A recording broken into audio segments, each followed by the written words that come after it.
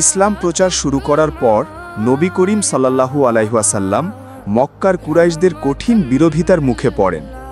মুসলমানদের উপর নির্যাতন বেড়ে গেলে অনেক সাহাবী মদিনায় হিজরত করেন।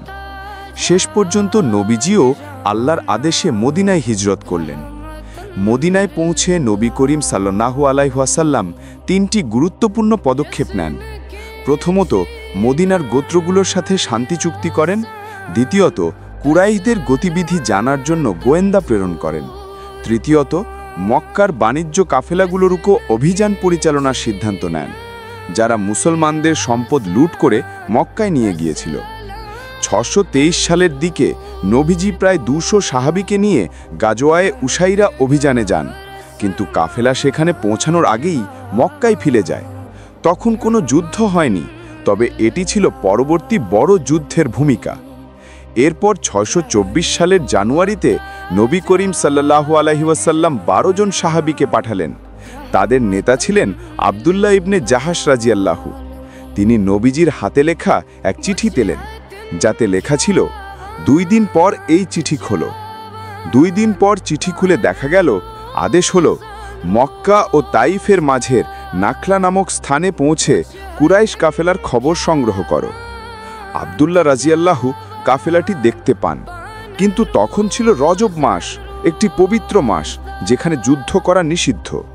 তবুও কিছু সাহাবী মনে করলেন মাস প্রায় শেষ হয়ে গেছে, এখন আক্রমণ করলে হয়তো কাফেলা পালিয়ে যাবে।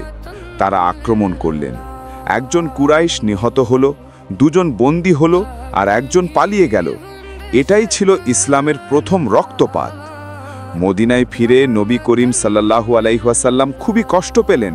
তিনি বললেন, আমি তো হারাম মাসে যুদ্ধের অনুমতি দিইনি। তিনি কাফেলার সম্পদ ও বন্দী গ্রহণে অস্বীকৃতি জানান। এদিকে কুরাইশরা মুসলিমদের নিন্দা শুরু করল, তারা পবিত্র মাসে যুদ্ধ করেছে।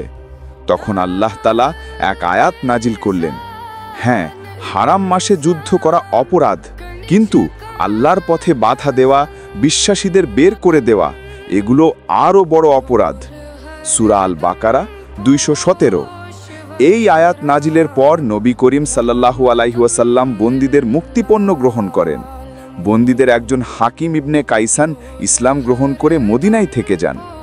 এরপর কুরাইশরা আবার বিশাল কাফেলা নিয়ে সিরিয়ার পথে যায়, যার মালামাল ছিল প্রায় 50,000 স্বর্ণমুদ্রা মূল্যের।